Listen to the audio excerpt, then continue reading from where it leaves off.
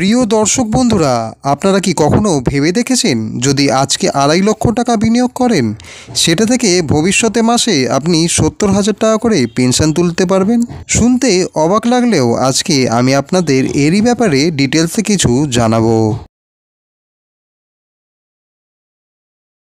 বন্ধুরা, আমাদের বেশিরভাগ মানুষ প্রতিদিন কঠোর পরিশ্রম করে। কেউ কারখানায়, কেউ দিনমজুরির কাজ করে।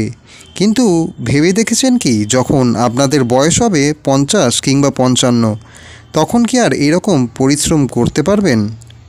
হয়তো পারবেন না। তাই স্টেট ব্যাংক অফ ইন্ডিয়া আপনাদের কথা ভেবে মার্কেটে এনেছে এক দারুণ মিউচুয়াল ফান্ড প্ল্যান, যার নাম SBI Magnum mid cap direct growth. এর অতীতের রিটার্ন যদি আমরা দেখি, গত 1 বছরে তা ছিল 14%, 2 বছরে 26%, 5 বছরে 29% আর দীর্ঘমেয়াদে গড়ে 21% রিটার্ন দিচ্ছে।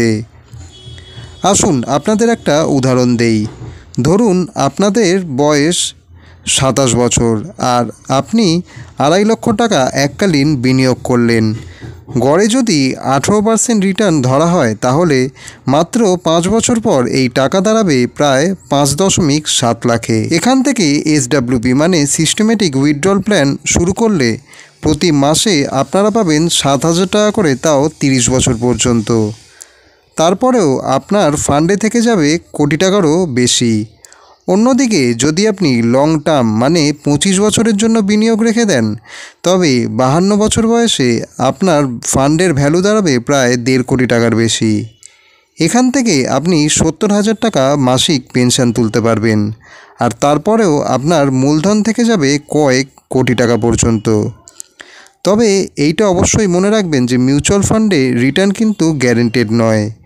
শেয়ার বাজারের আপডাউনের মতো এটি খুব বেশি রিস্কি। তবে এই ইনভেস্টমেন্টকে যদি আপনি ভাগ করে স্মল, মিড আর লার্জ ক্যাপে ভাগ করে দেন, তাহলে কিন্তু সেটা আপনার জন্যই ভালো হবে। তো বন্ধুরা, এখন প্রশ্ন এটাই, আপনি কি 2.5 লক্ষ টাকার মতো ছোট বিনিয়োগ আজ থেকেই শুরু করতে চান, যাতে ভবিষ্যতে আর পরিশ্রম করতে না হয়? আপনার গুরুত্বপূর্ণ মতামতটি কমেন্টে অবশ্যই জানান।